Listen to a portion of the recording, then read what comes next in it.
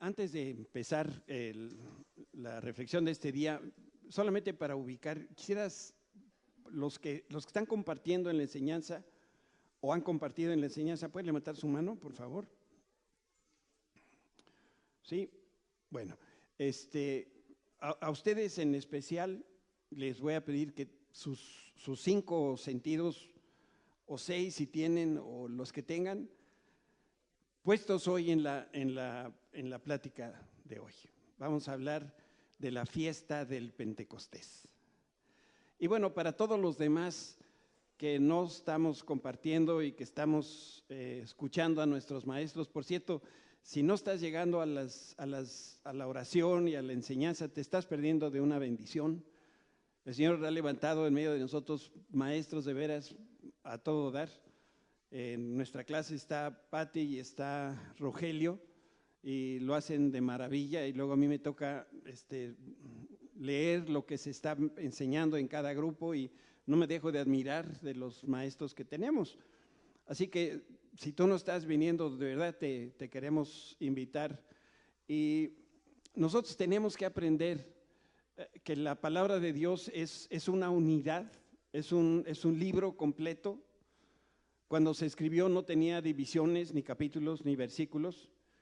Y para poder conocer de la persona del Espíritu Santo, tenemos que familiarizarnos, en este caso, con las fiestas del calendario hebreo, esas que leemos en la Escritura. Y lo que quiero exponer en esta mañana, que es la fiesta del Pentecostés, déjenme decirles, lo hago de verdad después de haber orado, de estudiar, de consultar diferentes académicos cristianos, pero a pesar de mi mejor esfuerzo me puedo equivocar, porque la Biblia no viene por temas, ¿se han fijado, verdad? No, si ustedes quieren buscar del pecado, no se van al índice y dice a ver dónde le encuentro del pecado. Por eso la Biblia la tenemos que escudriñar. Y cuando hablamos del Pentecostés o de lo que hizo el Señor a través de su Espíritu en aquella fecha, no tenemos un párrafo o 5 cuartillas que hablan sobre el tema, sino que tenemos que ir a la Escritura. Y cuando hacemos esa tarea de estudio, de análisis, nos podemos equivocar porque somos humanos. Y bueno, yo les pido su comprensión si hay algún error, y estoy abierto a escuchar las correcciones. No nomás digan, híjole, pastor, te mandaste, sino se acercan conmigo al final, me dicen, te mandaste, pero esto tiene que corregirse porque es así ya asado, y por supuesto, con mucho gusto vamos a recibir sus correcciones. Entonces, yo quiero empezar por echar un vistazo a las fiestas del pueblo de Israel. Voy a empezar a hacer las fiestas del pueblo de Israel. A ver, ok.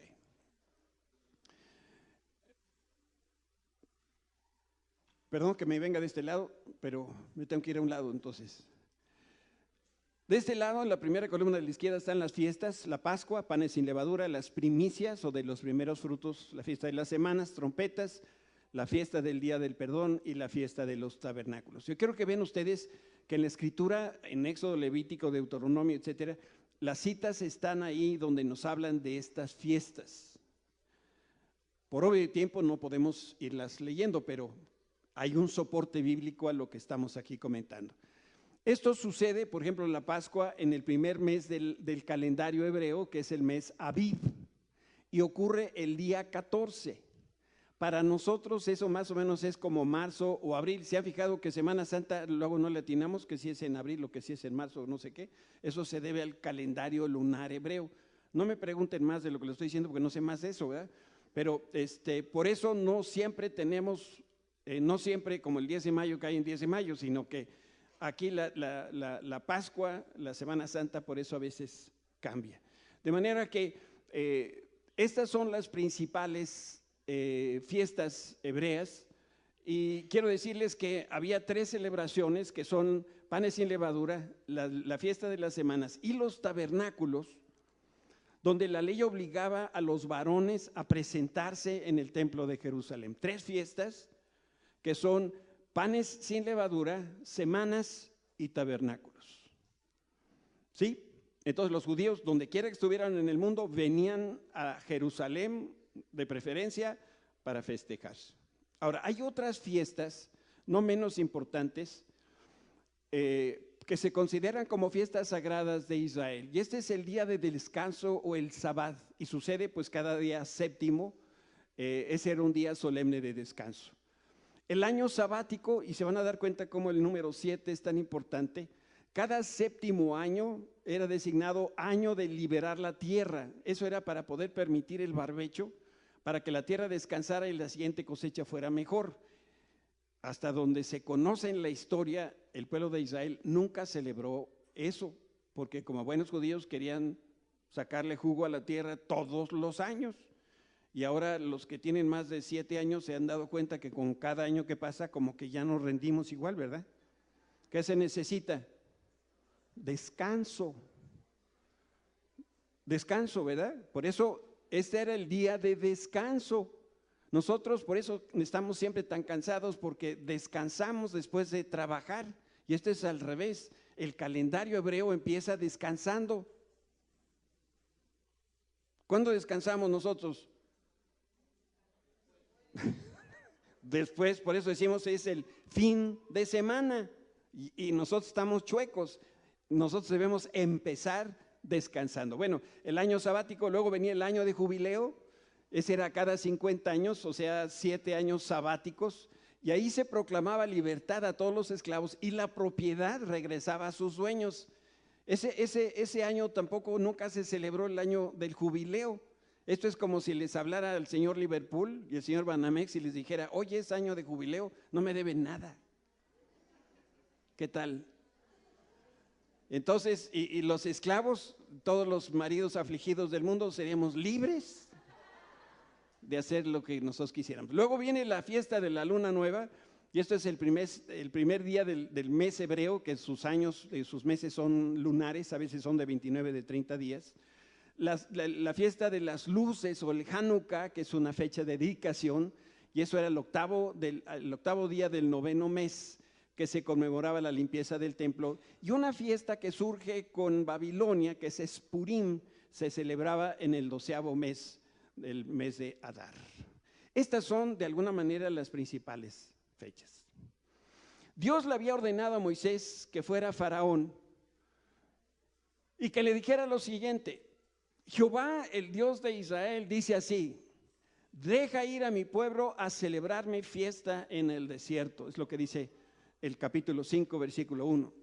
Y también el capítulo 10, versículo 9 dice: hemos de ir con nuestros niños, con nuestros viejos, con nuestros hijos, con nuestras hijas, con nuestras ovejas y nuestras vacas.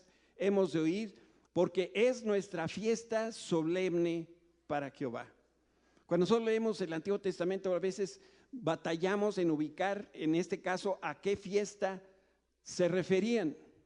Y no tenemos una claridad, aunque la mayoría de los académicos bíblicos, hombres cristianos que a eso se dedican, consideran que estaba hablando de la fiesta del Pentecostés. Dios le dice al pueblo de Israel, Dios le dice a Moisés que le diga a Faraón: deja salir a mi pueblo porque me van a celebrar en un lugar que está a 3 días de distancia.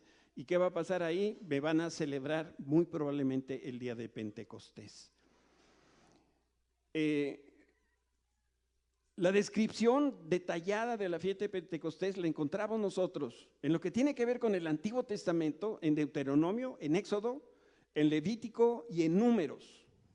Y también contamos con ciertas descripciones del Pentecostés en 2 de Corintios, capítulo 3, y Hebreos, capítulo 8. Entonces tenemos que hacer un embutido de toda esta información bíblica para poder llegar a tener así de forma lineal, para que nosotros podamos entender esta fiesta del Pentecostés. Si nosotros estudiamos lo que la Biblia dice con respecto a la fiesta del Pentecostés, nos vamos a dar cuenta de lo siguiente. 2 cosas, 2 direcciones. Una, apunta al advenimiento del Espíritu Santo, y esto es para dar forma de cuerpo a la iglesia de Jesucristo. Y por el otro lado, hacia donde también apunta, es al ministerio del Espíritu Santo, para grabar en el corazón y en la mente de cada cristiano la manera de vivir en amor, en línea ahora con el nuevo pacto. ¿Quién es el nuevo pacto? Jesucristo. Entonces, el ministerio del Espíritu Santo apunta también a Jesucristo en este nuevo pacto. Y por el otro lado, la fiesta de la Pascua es, digamos, es el inicio del calendario y es el sistema de sacrificios que había en el Levítico. Todo esto está apuntando a Jesucristo y a su obra de redención. Entonces, lo que voy a tratar de hacer a continuación es poderles dar una historia de esta fiesta en muy poquitas líneas, en muy poquitos pensamientos, para que todos nos quede muy claro. Cuando Israel sale de Egipto bajo Cuando Israel sale de Egipto, sale bajo la fiesta de la Pascua. ¿Recuerdan ustedes que la noche anterior a que el pueblo de Israel fuera liberado, qué sucedió? Vino el ángel de la muerte y todos aquellos judíos o egipcios que no hubieran puesto sangre en el dintel y en las paredes de la puerta eran muertos. Entonces Israel sale de Egipto bajo la fiesta de la Pascua y eso sucede el primer mes, en el mes de Abib. Después de cruzar el Mar Rojo, la columna de fuego y la nube llevaron al pueblo de Dios hasta el monte Sinaí, ese lugar a donde Moisés le dijo a Faraón que dejara ir a su pueblo. Y ahí, como digo, muy probablemente celebraron la fiesta del Pentecostés y eso sucede el tercer mes, el mes de Sirván. Allí en el monte Sinaí se escribió la ley que nosotros llamamos los 10 mandamientos. Allí el Señor ordenó que todo lo que tiene que ver con el tabernáculo de reunión, con el sacerdocio arónico y también todo lo que tiene que ver con el sistema de sacrificios. Todo esto para el pueblo de Israel se conoce como la ley y los profetas. La Torá hebrea, que es la Biblia hebrea, contiene principalmente los profetas y la ley. Por supuesto también tiene salmos y los cantos de Salomón y demás. Pero más tarde, cuando Israel entra a la tierra prometida, entonces ofrendan por primera vez la cosecha que podríamos llamar, esta era una cosecha pentecostal. Fue una celebración llena de gozo porque el pueblo de Israel, después de 430 años que estuvieron en esclavitud, por primera vez pudieron ofrecer su cosecha. Y el significado completo de lo que es la fiesta del Pentecostés solo se puede ver y entender si nosotros lo vemos a lo largo de la Escritura. Entonces los voy a traer de un lugar al otro para que nosotros podamos al final darnos cuenta de qué era el plan y que sigue siendo el plan de Dios para con esta celebración. Esta fiesta no siempre la identificamos porque tiene diferentes nombres.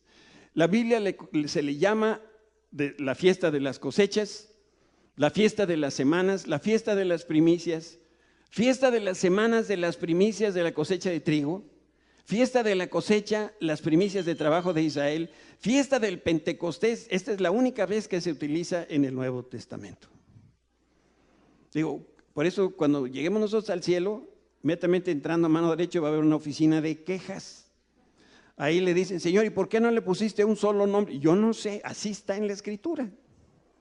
Por eso cuando nosotros estamos estudiando la Biblia, no es raro que de pronto nos perdemos, decimos, ¿de qué fiesta están hablando? ¿Cuáles primicias? ¿Qué es lo que nos está diciendo el Señor? Por eso necesitamos cuando menos hoy tener una idea general de esta fiesta. Y saber que el Pentecostés ocurre en el tercer mes. En el primer mes, ¿qué ocurre entonces? La Pascua. La Pascua primero, 3 meses después, Pentecostés. Esta palabra Pentecostés ni siquiera aparece en el Antiguo Testamento. Se celebraba 50 días después de mecer los primeros frutos. Y se celebraba al tercer mes después de haber quedado libres de la esclavitud de Egipto. Y aquí tenemos una escritura que nos ayuda a comprenderlo.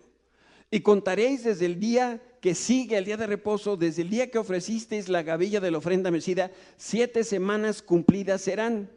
Hasta el día siguiente del 7º día de reposo contaréis 50 días y entonces ofreceréis el nuevo grano a Jehová. Yo sé que estás anotando todo esto porque es bien importante, ¿verdad?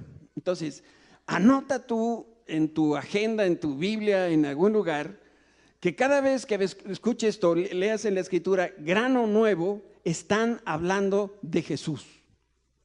Grano nuevo es un tipo, es una figura que está hablando de Jesús. De manera que sabemos entonces que desde el Antiguo Testamento, por supuesto que todo esto apunta a Cristo. Cristo es ese nuevo grano. Ahora, como nosotros no somos agricultores, los que más tendrán un par de macetas en su casa, entonces hay términos que no entendemos, como gavilla. La gavilla es un conjunto de sarmientos o de ramas o mies o tallos unidos o atados por su centro por un cordel, y es más grande que un manojo y más pequeño que un haz. Nos queda clarísimo, ¿verdad? Hay unos, piensen en la caña de azúcar, y que agarran una bola de cañas y le ponen una cuerda. Eso sería también un hato. Entonces, ¿de qué tamaño nos iba a quedar? Grandecito. En este caso, como se trata de semillas, es un manojo chico, 40, 50 centímetros es lo que tiene. Y luego también pues se habrán preguntado, ¿qué es eso de la ofrenda mecida? Pues es muy sencillo. Esto, en primer lugar, forma parte de las ofrendas de paz y se le llama mecida porque el sacerdote literalmente mecía la ofrenda, ¿no? Déjenme mostrarles un pasaje. Éxodo 29 dice, y lo pondrás todo en las manos de Aarón. ¿Qué le iban a poner en las manos de Aarón? Déjenme decirles porque eso está antes del pasaje.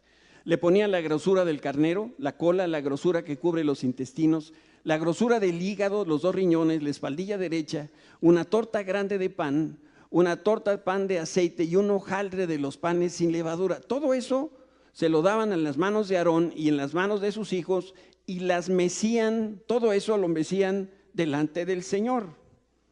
No nos dice si era adentro de un puchero o en alguna cosa, pero todo eso lo mecían.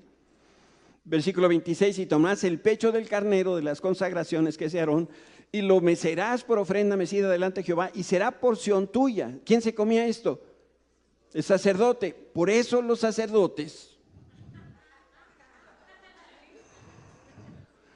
y déjenme decirles, ahora que estuve en el hospital y esa cosa, la doctora me dijo que no estoy gordo, estoy solamente hinchado. Entonces yo creo que voy a quedar hinchado un rato. Entonces cuando me vean no me digan qué gordo estás, no, estoy hinchado. Pero es que los sacerdotes comen bien. Versículo 27, y apartarás el pecho de la ofrenda mecida y la espaldilla de la ofrenda elevada, la que fue mecido, y lo que fue elevado del carnero de las consagraciones de Aarón y de sus hijos. Allí hay más referencias en Levítico, en todos esos pasajes que ven ustedes ahí. Entonces, lo que el sacerdote ofrecía al Señor era un símbolo, era una presentación especial a Dios. Todo ese asunto de las tripas y las gorduras y las no sé cuántas, todo eso lo traían delante del Señor, y lo importante es que era una presentación especial y solemne a Dios. Y aquí vamos a ver lo que es el ciclo agrícola del pueblo de Israel. Los primeros frutos de la primera cosecha era la gavilla de cebada que se ofrecía el día del Pentecostés, y los primeros frutos de la segunda cosecha se ofrecían en la fiesta de la Pascua. ¿Me entendieron? Es muy fácil. ¿Por dónde empezaba el calendario hebreo? Por la Pascua. En la Pascua se ofrecían las primicias o los primeros frutos. ¿De dónde o de qué cosecha? De la segunda cosecha. Entonces, si esto sucede, el Pentecostés es el tercer mes. Como no soy agricultor, vamos a decir que en agosto se sembraba la segunda cosecha, y las primicias se ofrecían en marzo, en la primera cosecha, y las de la primera cosecha se daban en Pentecostés, la segunda cosecha. ¿Verdad? ¿Clarísimo? Si no me van entendiendo, me regreso, y aquí nos vamos a estar hasta que todos vayamos a entender esta cuestión.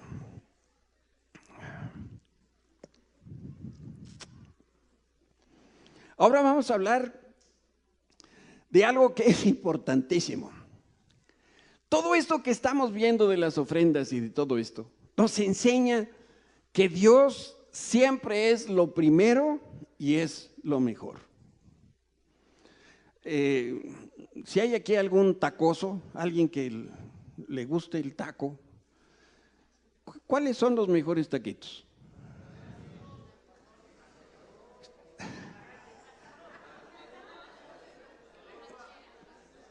Bueno, obviamente hay diferentes gustos, ¿verdad? Por lo que estoy viendo.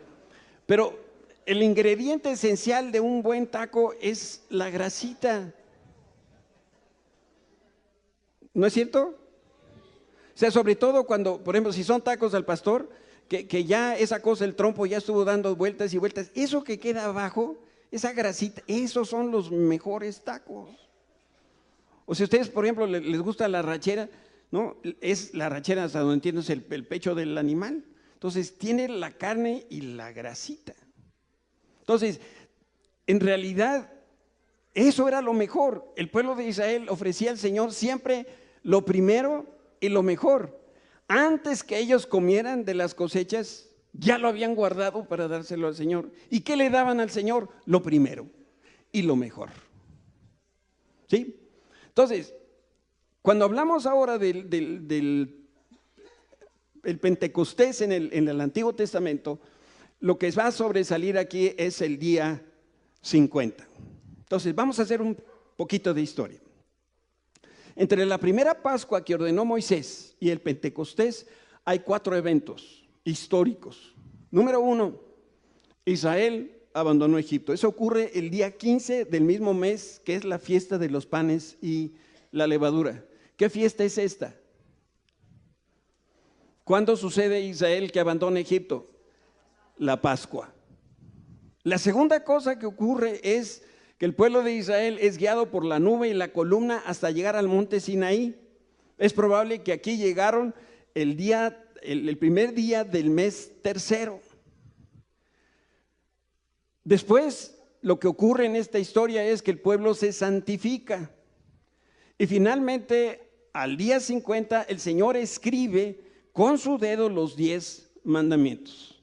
Entonces, hasta el número 3, Israel abandona Egipto, la nube y la columna que guían al monte Sinaí, y el pueblo sacrifica, sucede en 49 días, 7 veces 7. Y el día 50, el Señor escribió con su dedo los 10 mandamientos. Eso sucede en la historia.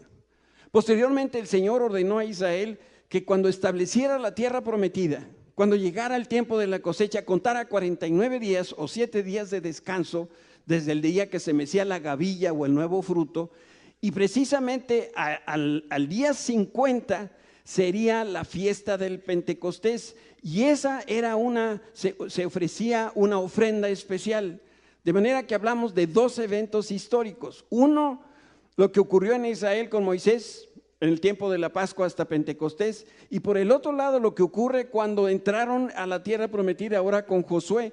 Lo más importante que tenía que hacer el pueblo de Israel al llegar a la tierra prometida era ofrecer los primeros frutos de la primera cosecha. ¿Sí? El pueblo de Israel no entendió algunas de estas cosas y su prioridad se convirtió en la guerra. Pero ahora por primera vez ya iban a estar ellos estacionados en un lugar y podían tener su propia agricultura. Vemos cómo sucede el día 50, pero ahora en el Nuevo Testamento. Y sabemos que el Señor Jesús vino a cumplir hasta el más pequeño detalle de la ley. En el libro de los Hechos muestra esos eventos que ocurrieron los 50 días que van de la fiesta de la Pascua a la fiesta del Pentecostés. La resurrección de Jesucristo ocurrió 3 días después de que Él murió, ¿te acuerdas? Después fue visto por sus discípulos y tuvo contacto con ellos de manera intermitente durante 40 días, y en ese tiempo les estuvo hablando del reino de Dios.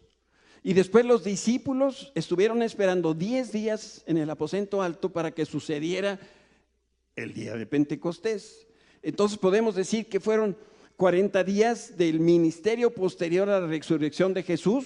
Él estuvo aquí, Él estuvo hablando con las personas, y después, antes de retirarse, les dijo a sus discípulos: vayan y esperen el Pentecostés, y eso sucedía en esos 10 días que estuvieron en el aposento alto, y al día 50 llegó finalmente el Pentecostés. Ahora bien, esto es la parte bonita. Dios le dio a Moisés, al pueblo de Israel, 50 días después de salir de Egipto y bajo la fiesta de la Pascua. Y en el primer siglo, es decir, con la iglesia cristiana del primer siglo, el Espíritu Santo vino a escribir la ley ahora en los corazones de las personas que creyeran en Jesucristo. ¿Cuándo sucedió? 50 días después de que se cumplió la verdadera Pascua, que fue la muerte de Cristo. Y sucedió, por supuesto, después de la resurrección. Yo no sé si estás viendo entonces el paralelismo que existe. La fiesta del Pentecostés se celebraba 50 días después de la ofrenda mecida de los primeros frutos, y 50 días después de la ofrenda de Cristo en la cruz viene el derramamiento del Espíritu. El pueblo de Israel sabía lo que iba a pasar en Pentecostés del primer siglo. Lo que no sabía era cómo. Pero esto estaba anunciado desde Moisés. Ya sabían que venía la fiesta en Pentecostés. Estaban esperando los primeros frutos de una cosecha que no sabían de qué se trataba, pero ellos estaban esperando y sabían y conocían el calendario. Y la resurrección de Jesús, pues, es el primer fruto de la cosecha más grande que va a haber sobre toda la humanidad, que nosotros allí estamos incluidos. ¿Quién es esa primicia de la resurrección? Jesucristo. Y nosotros somos esa cosecha que está ya a punto de turrón, porque el día del Señor se está muy cerca y en cualquier momento Él va a venir por nosotros. Y entonces nosotros seremos parte de esa generación que será, no sé si seremos arrebatados o seremos llevados de alguna manera a la presencia del Señor. Fíjate cómo lo dice Pablo a la iglesia de Éfeso. En Él también vosotros, habiendo oído la palabra de verdad, el evangelio de vuestra salvación, y habiendo creído en Él, fuisteis sellados con el Espíritu Santo de la promesa, que es las arras de nuestra herencia hasta la redención de la posesión adquirida para alabanza de su gloria. Déjame ofrecerte una paráfrasis de ese mismo pasaje. A lo mejor podemos entenderlo mejor aquí. Gracias también a lo que Cristo hizo, vosotros, los que escuchasteis la proclamación de las buenas noticias de salvación y confiasteis en Cristo, fuisteis sellados por el Espíritu Santo que nos había sido prometido. ¿De qué está hablando Pablo? Del Pentecostés. La presencia del Espíritu Santo en nosotros es la garantía divina de que nos dará lo prometido. ¿A quién se lo prometió? Es para todos los que creen en Él, pero esta promesa empezó con Abraham y se fue con el tiempo reiterando a todo el pueblo de Israel para llegar a nuestros días. Y su sello en nosotros significa que Dios ya nos ha comprado y garantiza que nos llevará hasta Él. Este es un motivo más para alabar a nuestro glorioso Dios. Ese sello del Espíritu es el Espíritu Santo habitando en nosotros, y esa fue la primera entrega de lo que vendrá y lo que ocurrió en Pentecostés. Y como dice la Escritura, si Dios ya nos dio a Jesucristo, ¿no creen ustedes que nos va a dar juntamente con Él todas las demás promesas? La fiesta del Pentecostés debe ser una fiesta de celebración para todos nosotros. Dios nos va a dar todo lo que planeó para que vivamos una vida gloriosa. Déjame ponerte en una gráfica, a ver si esto ayuda en la explicación, y si no, pues va a ser motivo para que te quede más enredado este asunto. En la columna izquierda está el Pentecostés como se ve en el Antiguo Testamento, y en la columna derecha está el Pentecostés del Nuevo Testamento. Entonces, sucede en el día 50 en el Antiguo, y por supuesto igual 50 en el Nuevo. Acá se escribieron los 10 mandamientos en las tablas de piedra, es lo que hizo Dios con Moisés. Aquí sabemos que ahora se escribieron los mandamientos de amor en las tablas del corazón y en la mente de las personas. ¿Qué dijo cuando le preguntaron a Jesús? ¿Cuáles son las leyes más importantes? ¿Qué dijo él? Ama a Dios con todo tu corazón, con todo tu alma, con todo tu cuerpo. Y ama a tu prójimo como a ti mismo. Eso sucede en el Nuevo Testamento. La ley se escribió por el dedo de Dios. Ahora por el Espíritu de Dios se escribe esa ley en nuestro corazón, la ley del amor. Cuando Aarón y el pueblo de Israel dieron la espalda a Dios, Dios hizo morir a 3,000 personas que estaban adorando ese becerro. Y cuando Pedro da la primera predicación, 3,000 personas nacieron de nuevo. En el Antiguo Testamento todo era en relación a la muerte, por eso son sacrificios y sacrificios. En el Nuevo Testamento es una administración de vida por el sacrificio que hizo Cristo. Ya no necesitamos repetir tanto sacrificio. En el Antiguo Testamento vemos cómo la letra de la ley mata, pero ahora en el Nuevo Testamento es esa ley que a través del Espíritu vivifica. Yo no sé si a ustedes eso los emociona, pero a mí me emociona enormemente. Dios ha planeado todas estas cosas para nosotros, está puesta en la Escritura para que le saquemos el mayor provecho posible. Ahora quiero hablarte de la permanencia del Espíritu Santo en la iglesia. El valor del sacrificio del Cordero de la Pascua se empezó a enseñar desde el Antiguo Testamento. La primera vez que aparece esto fue cuando Dios cubrió con pieles a Adán y Eva. Ahí fue el primer sacrificio que se hizo. Después vemos cómo Dios recibe la ofrenda de Abel, rechaza la ofrenda de Caín, porque la ofrenda de Abel fue una mejor ofrenda, una ofrenda con sangre. Y el carnero que sustituyó a Isaac como el hijo de Abraham. Todas estas lecciones ya estaban dadas en el Antiguo Testamento. Pero a partir de que Israel fue liberado de la tiranía de Egipto, la enseñanza de la Pascua empezó a ser una constante en el pueblo de Israel. Por eso el capítulo 23 de Levítico se habla de estas 3 fiestas importantes: Pascua, Pentecostés y Tabernáculos. Y una vez que cada celebración se estaba dando, nosotros ahora entendemos que refieren cada una de ellas a la redención de Jesús y a las fechas de su cumplimiento. Por eso nosotros ya no necesitamos celebrar como algunos judíos o como algunos cristianos mesiánicos. No necesitamos celebrar la Pascua, ni celebrar trompetas, ni celebrar semanas, ni ninguna otra, porque todas estas ya fueron cumplidas con Cristo. Todas se celebraron en el Antiguo Testamento porque apuntaban a Cristo. Por eso, fíjate bien en la lectura: el sacerdote mecerá la gavilla delante de Jehová para que seáis aceptos el día siguiente del día de reposo y el día que ofrezcáis la gavilla. Estamos hablando entonces de la Pascua. Ofreceréis un cordero de 1 año sin defecto en holocausto a Jehová. Su ofrenda será 2 décimas de efa, o sea 4 kilos de flor de harina amasada. Ofrenda encendida por fuego a Jehová, un olor gratísimo. Y su ofrenda de libación será de vino, la 4ª parte de un hin, que es 1 litro. O sea, si vas a la cantina no pidas un hin, ¿verdad? No pidas nada. Pero aquí estamos hablando de una medida de líquidos. 14, no comeréis pan ni grano tostado. Este es el grano nuevo, ni espiga fresca hasta el mismo día, hasta que vayáis ofreciendo la ofrenda a vuestro Dios. Estatuto perpetuo es por vuestras edades, en donde quiera que habitéis.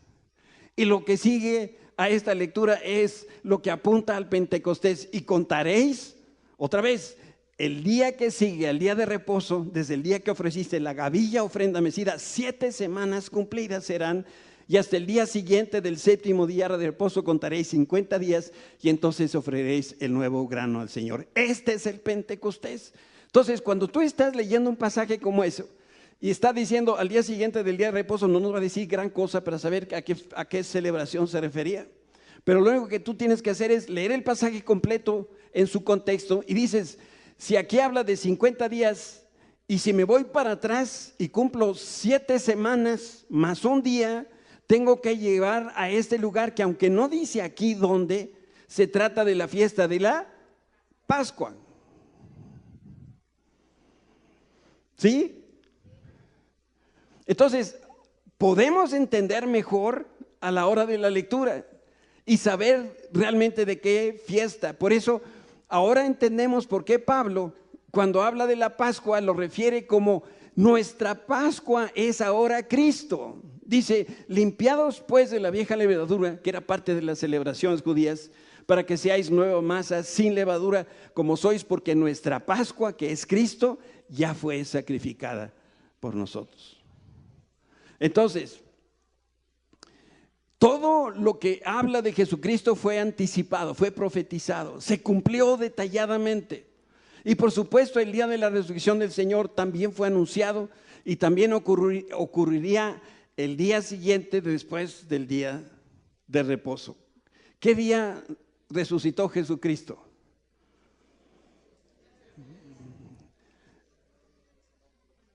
Como el pueblo de Israel empieza a celebrar sus días a partir de las 6 de la tarde, eso es donde nosotros nos hacemos ahí medio bolas, pero Él resucitó el primer día. Por eso nosotros hoy como cristianos celebramos el día de descanso como domingo, y eso empieza a ser como una práctica del siglo I en adelante, o por ahí así. Pero lo importante es que también fue anunciado. Y junto con eso hay otro dato que nosotros tenemos que tener presente, y eso es que sucedería al tercer día. 3 en la Escritura es un número que habla de Dios, y 3 es un número que habla de la resurrección de Jesucristo. Entonces, el primer mensaje de Dios a Faraón fue: deja salir a mi pueblo a 3 días de reposo. ¿Por qué? Porque el Señor iba a empezar una nueva obra en ellos, les iba a hablar de la ley. El sacrificio a Dios, entonces, ordenado en la Escritura, en el Antiguo Testamento, lo vemos ahora también en esta simbología que se da cada tercer día. Dios le ordena a Josué que se prepare y que se santificare en 3 días, porque iba a empezar una vida nueva ahora que entrara a la tierra prometida. Dios preparó, y estos son solamente ejemplos, un gran pez para que se tragara a Jonás. ¿Cuánto tiempo iba a estar adentro? 3 días. ¿De qué está hablando estos 3 días entonces? De la resurrección de Jesucristo. Por eso cuando después a Jesús le preguntan, danos una señal, Jesús les dice, no les voy a dar ninguna señal porque la señal ya fue dada. ¿Cuál señal? La señal de Jonás, que murió y que fue resucitado al tercer día. Y Jesús mismo dijo de él acerca de su resurrección, y lo leemos en este pasaje, y por supuesto está relacionado con la Pascua y ahora aquí en el Nuevo Testamento. Estaba cerca la Pascua de los judíos y subió a Jerusalén y halló en el templo a los que vendían bueyes y ovejas y palomas y a los cambistas ahí sentados, y haciendo un azote de cuerdas echó fuera del templo a todos y las ovejas y los bueyes, y esparció las monedas de los cambistas y volcó las mesas. Y dijo a los que vendían palomas, quitad de aquí esto y no hagáis de la casa de mi padre casa de mercado. Y entonces se acordaron sus discípulos que está escrito, el celo de tu casa me consume. Y los judíos respondieron, le dijeron, ¿qué señal nos muestras ya que haces esto? Y Jesús respondió y les dijo, destruid este templo, estaba hablando de su cuerpo, y en 3 días lo levantaré. Dijeron luego los judíos, en 46 años fue edificado este templo, y tú en 3 días lo vas a levantar. Mas él hablaba del templo de su cuerpo. Pero cuando resucitó de entre los muertos, sus discípulos se acordaron que había dicho esto y creyeron la Escritura y la palabra que Jesús había dicho. El día de Pentecostés sucede 7 semanas después de la Pascua. Era el día señalado para que el Espíritu Santo descendiera sobre aquellos 120 hombres y mujeres que estaban ahí reunidos. Por eso la última indicación de Jesús a sus discípulos fue la siguiente: he aquí yo enviaré, ¿qué cosa? La promesa de mi Padre sobre vosotros, pero quedaos vosotros en la ciudad de Jerusalén hasta que seáis investidos de poder desde lo alto. Y los discípulos en el aposento alto no estaban esperando por un tiempo indefinido, estaban esperando ¿cuántos días? 10 días. ¿Sabían lo que iba a pasar? Sí sabían, no sabían cómo, pero sabían por los calendarios hebreos, porque conocían la ley y los profetas, que estaba anunciado que venía el día del Pentecostés y era el tiempo del grano nuevo. Había algo diferente, nuevo que iba a suceder, que ellos iban a poder experimentar. Y hay otro mega evento que no tienes que perder de vista, y eso tiene que ver con lo siguiente. Nosotros Quizá a la hora de hacer nuestra mejor interpretación de la Escritura, a veces hay pasajes que nos pueden pasar como 3 metros o 4 kilómetros arriba de la cabeza. Cuando llegó el día de Pentecostés, leemos en Hechos 2:1, la verdadera gavilla, que es Jesucristo, se presentó en el templo celestial. Eso es lo que dice la Escritura en Hechos 2, versículo 1. Cristo, las primicias, el primer fruto de la resurrección, fueron traídos de la tumba el día después del día de reposo, y ahora estaba en el cielo delante del Padre. Dice la Escritura que Cristo, nuestra gavilla perfecta, nuestro representante, se presentó en el cielo. Y en la tierra, precisamente a los 7 sábados siguientes, sucedió el Pentecostés, que había sido profetizado. Cuando llegó el día de Pentecostés, entonces estaban todos unánimes juntos, y esto es lo que hemos estado estudiando estos domingos en la enseñanza. Y de repente vino del cielo un estruendo como de un viento recio que soplaba, el cual llenó toda la casa donde estaban sentados, y se les aparecieron lenguas repartidas como de fuego, asentándose sobre cada uno de ellos, y fueron todos llenos del Espíritu Santo y comenzaron a hablar en otras lenguas según el Espíritu les daba que hablasen. ¿Sabes? La cuna de Jesucristo fue un pesebre, y la cuna del Espíritu Santo fue un aposento en alto.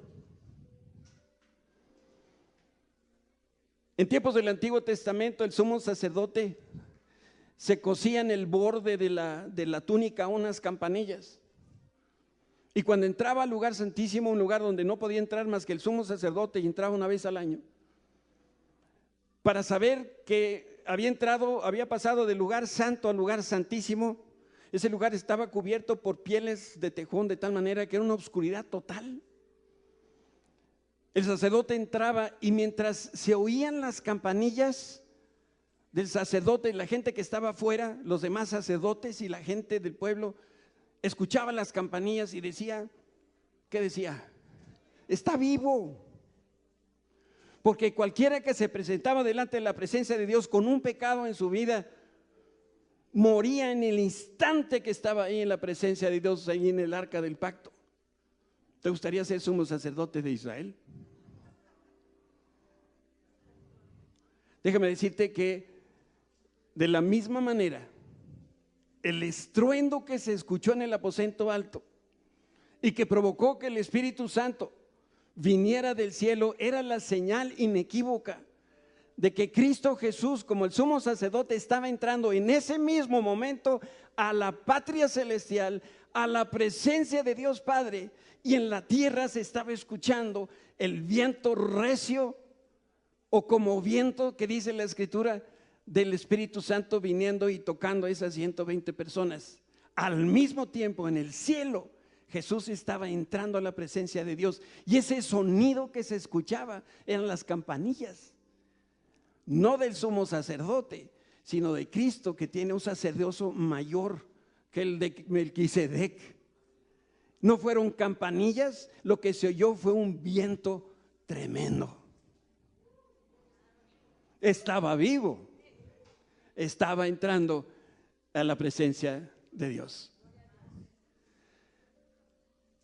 Te digo una cosa con toda transparencia, yo no espero que te acuerdes ni de la mitad de lo que te he dicho hoy. Lo que sí quiero que te lleves en el corazón es el cuidado que tuvo Dios para acomodar todas estas cosas. Ninguna de ellas dejó de suceder, ninguna de ellas fue una arbitrariedad. Todo se anticipó, todo se habló y todo se cumplió. Desde el mismo día que Dios llamó a Abraham, le prometió la salvación y también le prometió el bautismo en el Espíritu Santo. Por eso guarda este pensamiento en tu corazón. El Espíritu de Dios es el sucesor de Jesucristo en su ministerio terrenal. Cuando la obra de Cristo por la iglesia terminó, la obra del Espíritu Santo inició. Y con el derramamiento del Espíritu Santo en cada creyente, ahora la iglesia se llevó a otra dimensión. De tal manera que cuando Pedro predica por primera vez, después de tener el Pentecostés, después de tener ese encuentro con el Espíritu Santo, nada más de abrir su boquita, 3,000 personas cayeron a los pies de Jesucristo.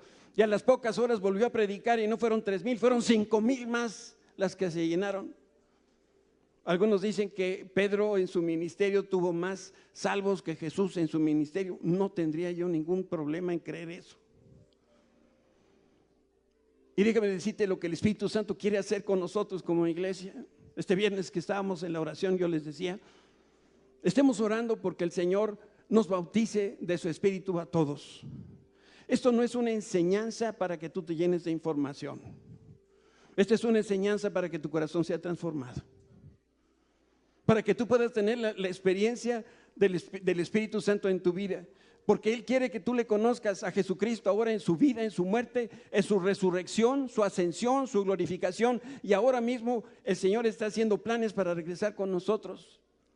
Y te digo, sin la obra expiatoria de Cristo, la obra santificadora del Espíritu Santo no hubiera sucedido. Pero por el otro lado, si el Espíritu Santo no está en nosotros, entonces la obra de Cristo no tiene ninguna posibilidad de avanzar. Necesitamos del Espíritu Santo. Algunos se van a sorprender quizá por lo que les quiero decir, pero yo creo que tenemos nuestras prioridades equivocadas. Mira lo que Pablo le dijo a la iglesia de Filipo. Pero esas cosas que antes creía de tanto valor, las considero ahora sin valor. ¿De qué cosas hablaba Pablo? Está hablando de su chamba, está hablando de sus preocupaciones de todos los días, de su vida, de sus actividades. Y dice, pues Cristo es ahora mi única confianza y esperanza. Es más, opino que nada tiene valor comparado con la inapreciable ganancia de conocer a Jesucristo como Señor. Por ganar a Cristo todo lo he dejado a un lado y lo considero basura. El día que tú puedas hacer a un lado todas las cosas y que tú lo puedas considerar que todo lo demás es como basura, entonces vas a empezar realmente a conocer a Cristo en su muerte, en su resurrección, en su santificación ahora y su glorificación en este momento en el cielo. Mi anhelo, dice el versículo 9, es sentirme unido a Cristo, no ya por ser bueno ni por obedecer las leyes de Dios, sino por confiar en la salvación que Él ofrece. Así únicamente por fe Dios nos acepta y dice, he renunciado a todo lo demás.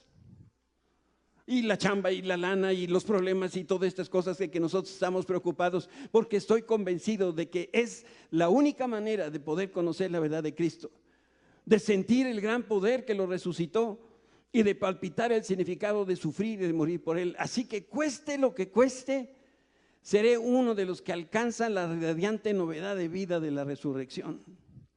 Con esto no quiero decir que sea perfecto. Todavía no he aprendido todo, pero continúo esforzándome para ver si llego a ser un día lo que Cristo, al salvarme, quiso que yo fuera. Yo veo las cosas de esta manera, te lo digo en ranchero, que es el único idioma que sé medio hablar.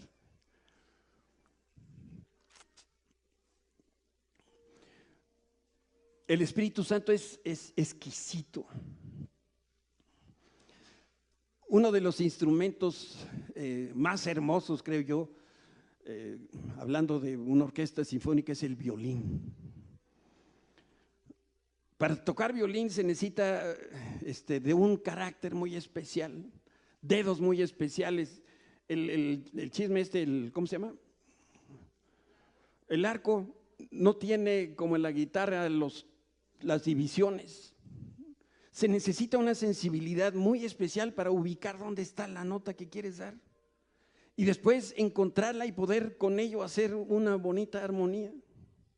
Se necesitan dedos largos, elásticos, y sobre todo se necesita un oído muy sensible, porque en el momento que estás dando la nota, tú sabes si está realmente de acuerdo con la partitura que tienes aquí. Necesitas oír la música en tu cabeza para poder tocar violín. Ustedes se imaginan a un violinista, a un primer violín de la orquesta, la Recontrasinfónica de Moscú, que en su vida de todos los días es un individuo que tiene uno de esos taladros neumáticos para romper piedra. ¿Qué le pasaría a un individuo así? ¿Qué se pierde?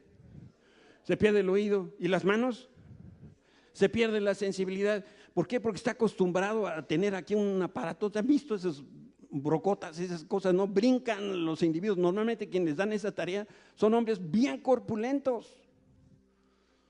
Si me permiten la analogía, el Espíritu Santo es violín. Es exquisito. Y nosotros le damos a las piedras. Y cuando nos quiere hablar, no escuchamos, no entendemos su idioma. ¿Por qué? Porque estamos preocupados de tantas otras cosas que es imposible poder escuchar la voz de Dios. Para empezar, si tú quieres escuchar la voz del Espíritu Santo, tienes que estar quieto. Tienes que tener esa sensibilidad para saber qué es lo que te está diciendo, qué quiere de ti. Y la decisión de verdad no es fácil, pero en un sentido es muy sencilla. Pablo dijo, y lo hemos leído, yo lo dejo todo por conocer a Cristo. Si tú estás dispuesto a dejar todo por conocer a Cristo, el Espíritu Santo te va a bautizar, el Espíritu Santo te va a llenar, el Espíritu Santo te va a dar un poder con el cual tú vas a poder realmente ser un ministro poderosísimo aquí en la tierra para el Señor. ¿Quieres cerrar por un momentito tus ojos para que no te distraigas? Yo quiero pedirte, Espíritu Santo, que vengas en este momento a la vida de cada uno de los que estamos aquí. Y que tú les hables, Señor, como lo haces con esa ternura, con esa sencillez al corazón de cada uno de nosotros. Y los animes a dejarlo todo para seguirte a ti. Señor, tú eres un Dios de absolutos. Tú eres un Dios que dice, lo quiero todo o no quiero nada. Tú eres un Dios que dice, yo prefiero algo que esté frío o que esté caliente, pero no puede ser tibio porque yo lo vomito de mi boca. Señor, queremos esa llenura, queremos ese bautismo de tu Espíritu. Queremos ser como esos 120 personas que estuvieron ahí en Pentecostés. Queremos que tú nos visites para que vengas a nuestra vida y podamos nosotros recibirte y tenerte de manera permanente. Y sabemos que eso no se ha dado en muchos de nosotros porque estamos tan ocupados, tan atareados de cosas que nos roban la atención, el tiempo, y que incluso nos han hecho sordos a tu voz. Pero yo te ruego, Padre, que tú toques nuestro corazón de cada uno, para que hoy te podamos decir como Pablo, todas estas cosas las tomo como basura, porque lo único que me interesa de hoy en adelante es conocer a Cristo en su muerte, en su resurrección. Yo quiero conocer los misterios que están en tu palabra. Quiero conocer lo que hace el Espíritu Santo. Quiero estar dentro de tus planes, Señor, aquí en la tierra. Yo quiero ser un colaborador tuyo. Pero por eso hoy yo decido dejar todo a un lado, absolutamente todo, para poderte seguir a ti, Señor. Si tú me llenas de tu Espíritu, yo no voy a tener ninguna otra necesidad, porque tú lo has suplido todo. Señor, pon convicción en nuestros corazones para que nuestra rendición a ti sea completa y también para poder recibir de tu Espíritu todo lo que nos quiera dar. En el nombre de Jesús. Amén. Amén. Dios los bendiga.